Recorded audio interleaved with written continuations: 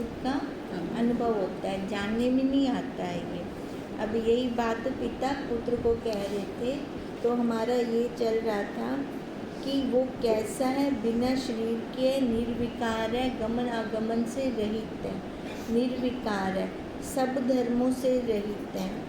अच्छा, बुद्धि के निश्चय जो आता है वो नहीं आता, क्यों? क्योंकि बुद्धि को वो सत्ता देता है, क्योंकि जाति गुण क्रिया संबंधवान पदार्थों को ही बुद्धि जानती है, बुद्धि उसको नहीं जान सकती, इनसे रहित को नहीं जानती। ऐसे अवार्ड मानस गोचर ब्रह्म आत्मा को तू कैसे जानता है? पिता ने अब ये बोला, वहाँ तू आपको बुद्धि रूप मान के आत्मा को जानता है। अगर हम कहते हैं ना भी हाँ मैं जानती हूँ, तो फिर हम कैसे मानते बोलिए? बुद्धि से, है ना, अंतःकरण से जुड़कर। वह आत्मा आपको जानता है, वह आभास आपको मान के आत्मा को जानता है, वह आत्मा आपको जानता है। अब आत्मा आपको जानता है तो भी हमने अंतःकरण से बोला, फिर या आभास आपको मान के इस शरीर को अलग करके फिर कहा आत्मा को जानता हूँ, तो भी अंतःकरण से बोला। जो आत्मा कहे तो आत्माश्रय आदि दोष होंगे, मतलब जो शेषकर है ना, तो वो भी ये ऊंचा है, ये छोटा है, ये बड़ा है ना, तो ये भी तो दोष अंतःकरण से हुए। और चिदाभास सहित निश्चय आत्मक वृत्ति रूप, और देखो दूसरा, अगर चिदाभास से जानते हैं तो उसका क्या मतलब है? हमने जो निश्चय किया, निश्चय हमारा बुद्धि के द्वारा हुआ, और ये वृत्ति चली हमारी मन से, हमने निश्चय किया ना, ये वृत्ति के द्वारा किया, तो कहते हैं ये भी फिर अलग हो गया, तो ना हुआ स्वयं। बुद्धि सो आत्मा की दृश्य होने से स्वप्न दृष्टा को तो जानती नहीं। स्वप्न दृष्टा को जानता नहीं, ना कभी जान सकता है। जो जाने तो आत्मा दृश्य मिथ्या होवेगा घटवत। अब देखो, घड़ा मिट्टी को जान सकता है?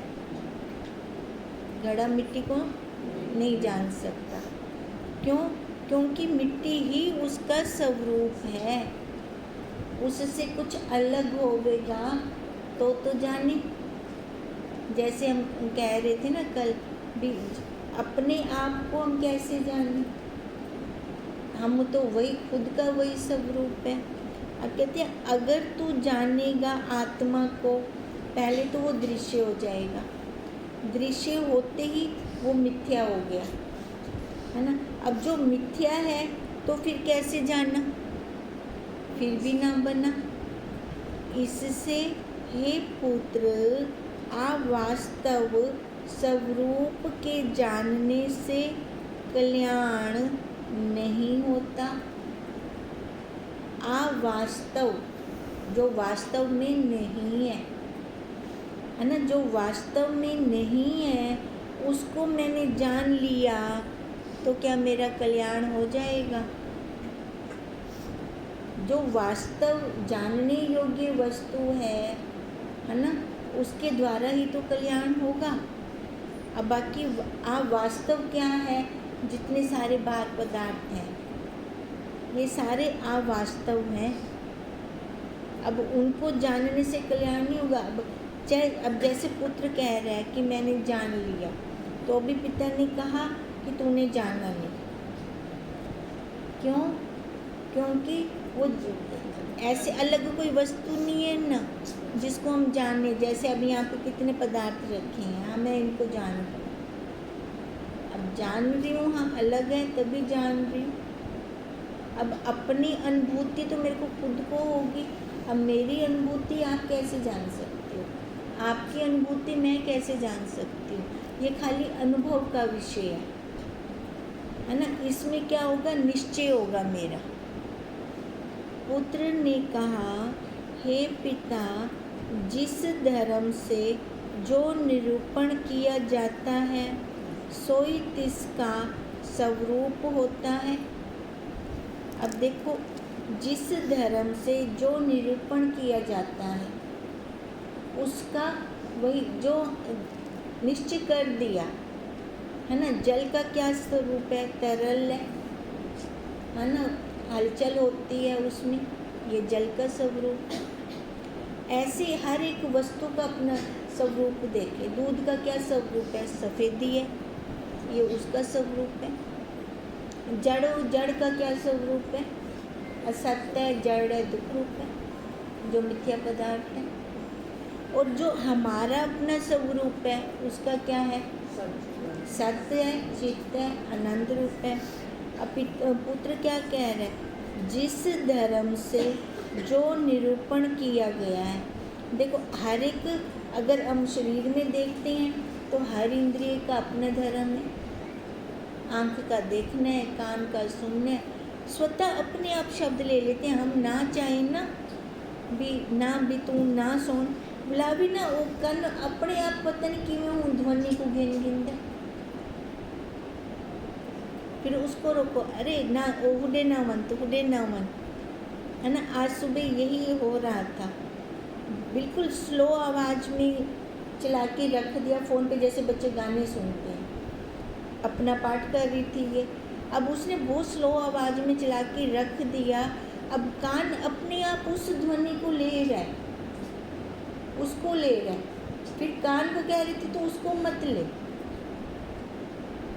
तो उसको मत ले। अब उस टाइम दिख रहा था ये इसका धर्म है, वो अपने धर्म को ले रहा है।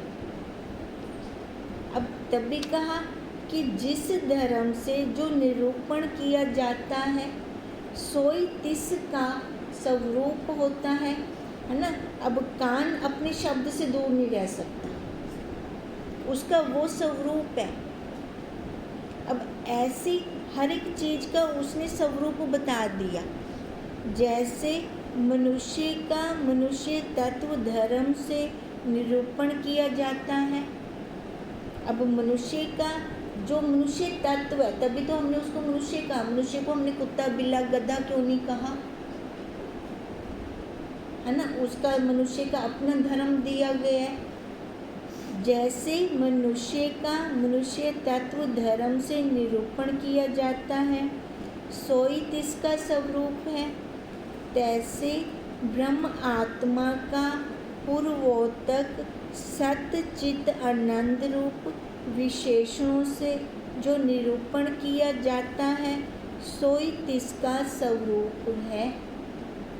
अब मनुष्य का देखो, मनुष्य बोला, मनुष्य में ये जड़ भी आ गया, चेतन भी आ गया, दोनों आ गए। अब इसका जो स्वरूप है बाहर वाला, वो उसका ही है। अब जो ब्रह्म आत्मा का स्वरूप है उसको अलग से कहा, सत्य चित्त आनंद, ये विशेषणों से उसको निरूपण किया जाता है। सोई तिस का स्वरूप है। अब ये कौन कह रहा है, पुत्र कह रहा है पिता को भी, जिसका जो धर्म से निरूपण किया गया है वही उसका स्वरूप है ना। ये पुत्र कह रहा है पिता को। पिता ने कहा, हे पुत्र, जितने शब्द हैं सोई सर्वसापेक्ष साविकल्प जाति गुण क्रियावान वस्तु का ही निरूपण कर सकते हैं। पुत्र ने कहा ना, सारा निरूपण हो रहा है ना, जो भी बताया गया है। अब पिता क्या कह रहे हैं, जितने शब्द हैं, शब्द सापेक्ष हैं, है ना। एक की अपेक्षा से हम दूसरे बोल रहे हैं, बोलने में आ रहे हैं, सापेक्ष हैं। इसलिए साविकल्प जाति गुण क्रियावान वस्तु का ही निरूपण करते हैं। अब जिसका कोई आकार ही ना हो उसका क्या शब्द निरूपण करेंगे? ब्रह्म आत्मा जाति आदि गुणों से रहित है, निरपेक्ष है, निर्विकल्प है। आत्मा सर्व मन आदि कल्पना के आदि सिद्ध है। आत्मा तो मन से भी पहले है, अंतःकरण से पहले है। सो कैसे निरूपण किया जावे?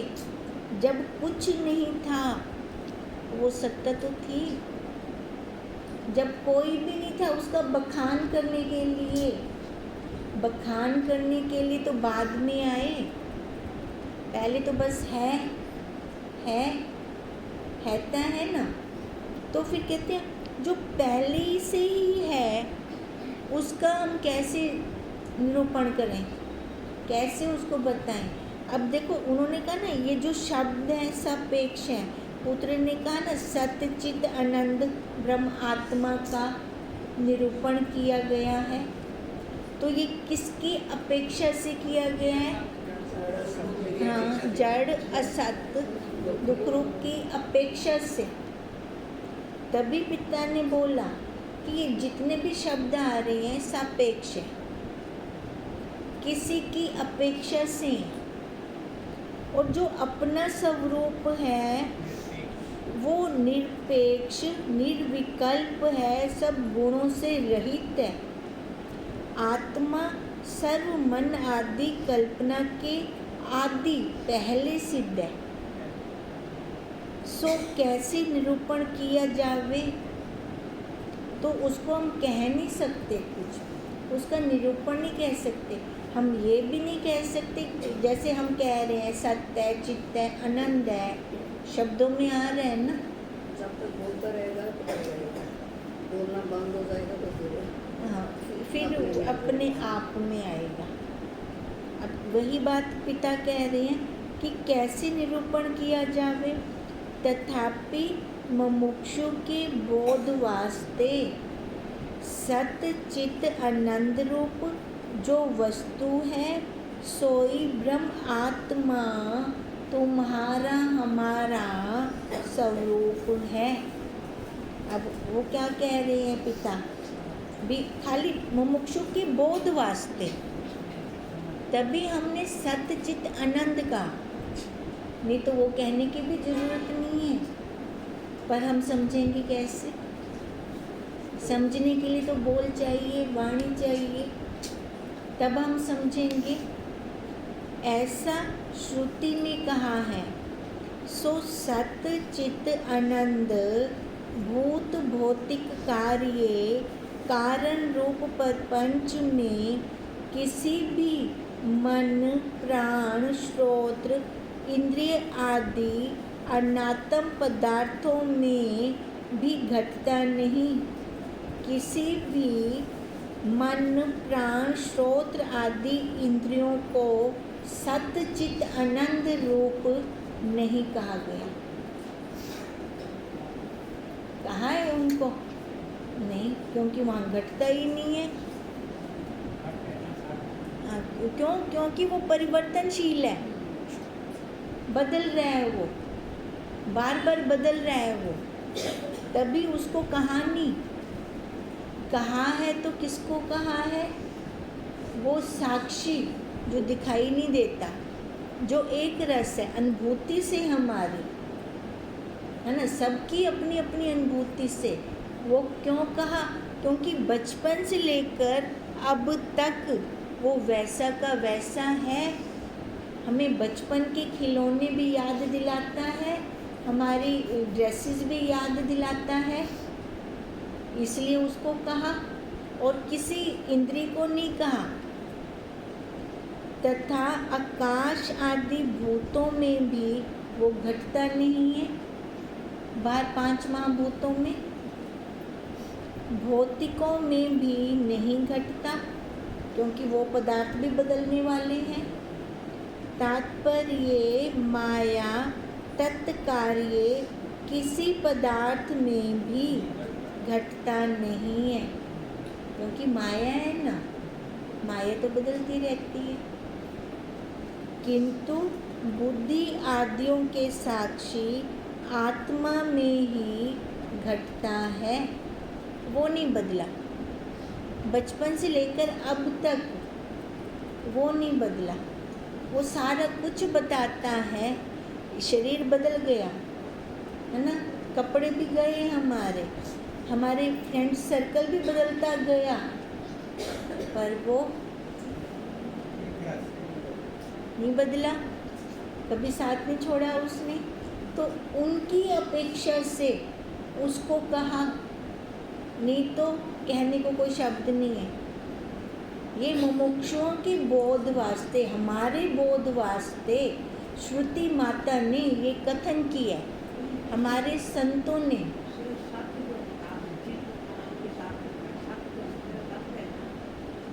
चित्त फिर जन्माता कौन? हाँ, अंतःकरण में आता है ना। देखो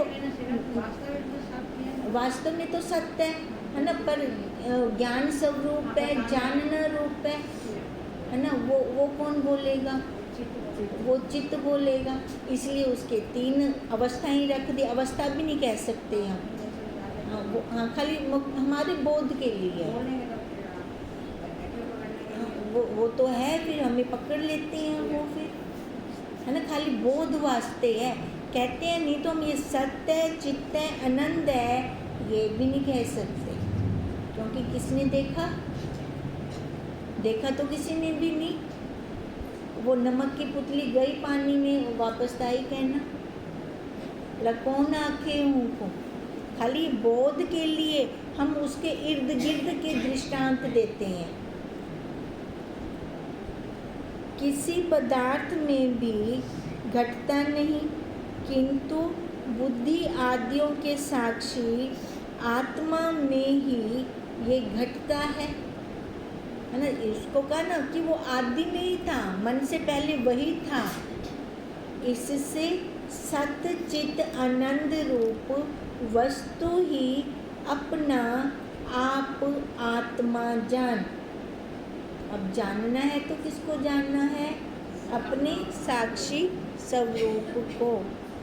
हे पुत्र, यह आत्मा का स्वरूप भी मन, प्राण, देह, इंद्रिय आदि संघात समष्टि व्यष्टि के असत जड़ दुख रूप उपाधि द्वारा कहा है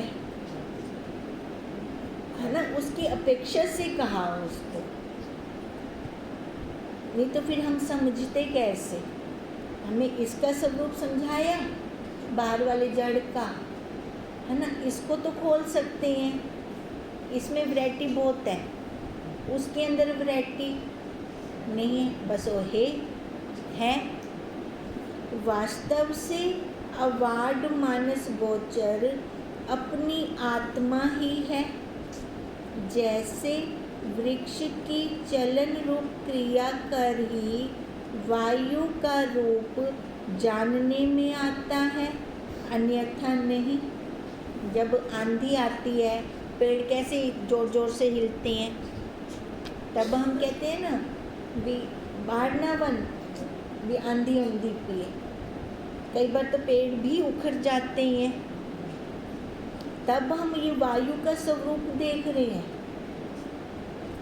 जैसे सर्व मन आदि जड़ पदार्थों का प्रेरक होने से आत्मा जाना जाता है। जैसे वो हवा चली, वृक्ष हिले, तो हमने वायु को जाना, आंधी तूफान जाना। अब कह रहे हैं ऐसे ही जो इस शरीर को जो चला रहा है, इस शरीर को चलाने का प्रेरक वही साक्षी है। तभी हमने प्रेरक होने से आत्मा को जाना, नहीं तो ये कैसे जाने? मुर्दे दे तो हथ पैर इंद्रियां लगे पेन, वो क्रिया करे अपनी, पर वो क्रिया तो क्या नहीं करता। अब ऐसी तभी कहा ना, उदाहरण हमें वायु का दिया, वृक्षों का दिया। वृक्ष हिलते हैं तो हमें लगता है बार आंधी आंधी पे, तूफान आंधा पे, अब ऐसे ये शरीर क्रिया कर रहा है तो इसको प्रेरणा देने वाला वो आत्मा, तब हमने आत्मा को जाना। परंतु वास्तव से ब्रह्म आत्मा का स्वरूप जानने वाले को अज्ञात है और ना जानने वाले को ज्ञात है। अब देखो कितनी मज़ेदार बात लिखी है। परंतु वास्तव से ब्रह्म आत्मा का स्वरूप जानने वाले को अज्ञात है, मतलब वो कुछ बोल नहीं सकता। क्या जैसे मैं केकू मिली क्या आखा केकू मिलते हैं इनसे आप दस सकदू कुछ उनको बखान कर सकदू शब्दां विच। और कह रहे हैं और ना जानने वाले को ज्ञात है। जो ना जानने वाला है मतलब वो आग से मैं जानता हूँ उनको, हाँ वो आग से मैं उनको जानता, जबकि वो जानता कहना उसे। अब देखो कितनी अच्छी बात लिखी है, जानने वाले को अज्ञात है, वो दस नहीं सकता, जरा कुछ गए उते वो कुछ बयान नहीं कर सकता। और जो अभी नहीं पहुंचा, ना जानने वाले को ज्ञात है, हाल ही नहीं पहुंचा, अच्छा मैं तो जानता है ना, वो फिर ऐसे बोलता है मैं तो जानता हूँ, है ये उल्टा। तात्पर्य यह है कि वाड मानस गोचर जानने वाले को अज्ञात है। जो कह रहे हैं ना मैं जानता हूँ, वास्तव में उसको अज्ञात है। और अवाड मानस गोचर कर जानने वाले को ज्ञात है। जो कहते हैं मैं नहीं जानता, अज्ञात कह रहे, अज्ञात है उसे, वो ही जान दे बस, वो बोल नहीं सकता क्या बोल रही हो, क्योंकि बोलने में तो आता नहीं है। हे पुत्र, देहे प्राण इंद्रिय मन बुद्धि आदि आनंदमय आदि कोश अध्यात्म उपाधि परिच्छिन्न रूप पदार्थों के मध्य किसी को तू ब्रह्म आत्मा को स्वरूप जानता है तो तुच्छ जानता है। अब उन्होंने कहा ना मैं जानता हूँ, पिता ने कहा भी मेरे इस उपदेश से तूने क्या निश्चय किया, तो फिर पुत्र ने कहा था कि मैं उसको जानता हूँ। अब पिता क्या कह रही हैं, हे पुत्र, देह प्राण इंद्रिय मन बुद्धि आदि आनंदमय आदि कोश, या तो आनंदमय कोश उससे, या कोई मन बुद्धि द्वारा तो कुछ विचार किया उससे, या अध्यात्म उपाधि, या कह उपाधि विच रहते तो कुछ आख्या उससे। तो ये क्या है, परिचिन रूप पदार्थ हैं। इनके मध्य तूने किसी ब्रह्म आत्मा को स्वरूप जान लिया होगा।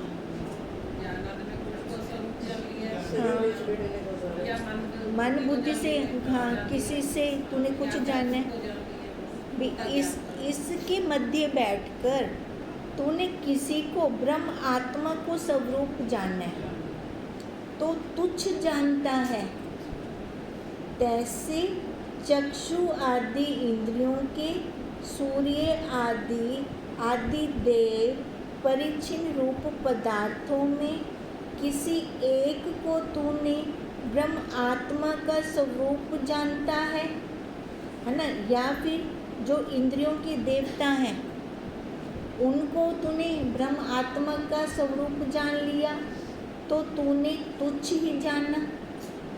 तैसे भूत भौतिक शब्द आदि भूत पदार्थों के किसी एक को तूने ब्रह्म आत्मा का स्वरूप जानता है तो तू अत्यंत तुच्छ जानता है। तात्पर्य यह है कि माया तत्कार्य के मध्य में किसी भी पदार्थ को तू ब्रह्म आत्मा का स्वरूप जानेगा तो ब्रह्म असत जड़ दुख दृश्य मिथ्या सिद्ध होवेगा।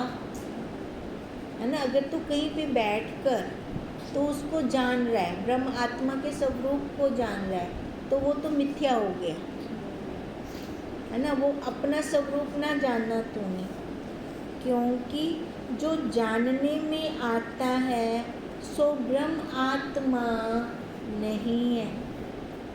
उन्होंने पहले बोल दिया कि वास्तव में ब्रह्म आत्मा का स्वरूप जानने वाले को अज्ञात है, वो कुछ बोल नहीं सकता।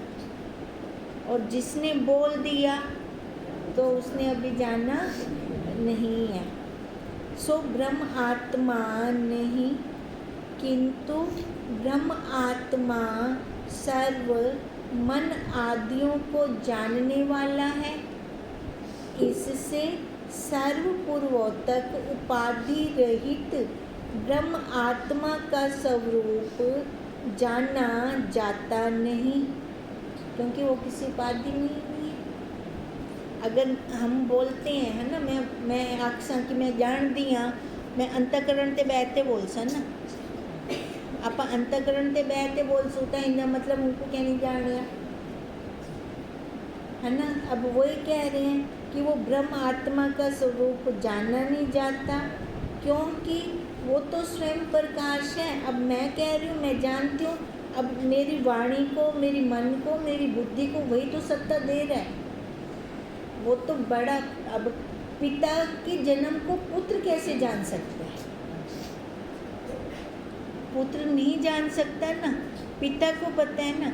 अब ऐसे ये मन बुद्धि आदि ये सारे पुत्र हैं, बच्चे हैं ये, और जो वो सत्ता दे रहा है वो पिता है। अब बच्चे पिता को कैसे जानेंगे? बुद्धि की वृत्ति रूप ज्ञान का विषय नहीं। तभी उन महात्मा ने कहा था ना, सारे शास्त्र पानी में बहा के आ, ये सारे बहा के आएगा, फिर खाली होके बैठेगा, फिर लगेगा भी हाँ अब है। बस अगर बुद्धि से हम लेते रहेंगे, बुद्धि से चर्चा करते रहेंगे तो उनने काम नहीं बनेगा हमारा। बुद्धि को भी छोड़ना है हमने। इससे तुमको सब आत्म विचार करना योग्य है। पुत्र ने कहा, मैं ब्रह्म आत्मा अपने निज स्वरूप स्वाभाविक बंध मोक्ष रहित अवाड मानस गोचर सर्व अधिष्ठान जगत ध्वंस प्रकाश अवैध तत्व सदा अपरोक्ष साक्षी सतचित आनंद विशुद्धानंद को सम्यक निज आत्मा जानने वक्त जानता हूँ। अब देखो पुत्र ने क्या कहा कि मैं वत, अब मैं वत इस शरीर पे बैठ के, मैं ब्रह्म आत्मा जो हमारी आत्मा है अपने निज स्वरूप जो स्वाभाविक है, बंध मोक्ष से रहित है, अवाड मानस गोचर है, सबका अधिष्ठान है, प्रकाशित सबको प्रकाश देने वाली है, जिसको कोई भी शस्त्र काट नहीं सकता, जो अपरोक्ष है ना, स्वयं अपरोक्ष है, हमेशा है, साक्षी है, सतचित आनंद है, जो जिसके अंदर आनंद के अलावा कुछ दूसरी मिलावट नहीं है, वो मेरी निज आत्मा जानने वत लगा दिया पुत्र ने, वत जानता हूँ। हाँ, मैं ब्रह्म आत्मा स्वरूप को, आगे उसने उपाधियाँ गिनवा दी, फिर बाद में कह दिया निज आत्मा जानने वत जानता हूँ, मतलब शरीर के नाल बोलने में चूमे उसे शरीर के साथ जो अंतःकरण से जुड़ के फिर मैं उसको जान रहा हूँ। कोई विषयी भाव कर नहीं जानता, किंतु स्वयं प्रकाश भूमा में सर्व का अनुभवी आत्मा विदित से भिन्न ग्रहण त्याग के योग्य नहीं। किंतु स्वयं प्रकाश भूमा में सर्व का अनुभवी आत्मा, देखो हम सबकी अनुभवी है ना, स्वयं प्रकाश भूमा में है ना, ये अंतःकरण रूपी भूमा में हम सबका अनुभव है। और विदित से भिन्न ग्रहण त्याग ज्ञान क्या है, ब्रह्मात्मा क्या है, ज्ञान है, ज्ञान स्वरूप है। कहते हैं इसके अलावा और कुछ नहीं है। विदित से भिन्न ग्रहण त्याग के योग्य नहीं, भी खाली ज्ञान मात्र है, उसमें ग्रहण त्याग कुछ नहीं है। और सर्व विदित अविदित ग्रहण त्याग रूप भी मैं ही हूँ। वो है तभी मैं विदित अविदित को, ग्रहण त्याग को जान रहा हूँ। और बेटा क्या कह रहा है, स्वपन दृष्टावत, अब पीछे वत लगा रहा है, ठीक है। पिता ने कहा, हे पुत्र तू धन्य है, ऐसा जानना ही सम्यक जानना है।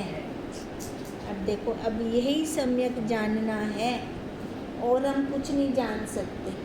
उसके इर्द गिर्द के दृष्टांत देंगे, घट वत मैं वत जानेंगे इसको, और हमारे पास कुछ है नहीं कहने के लिए। ओम तम नमामि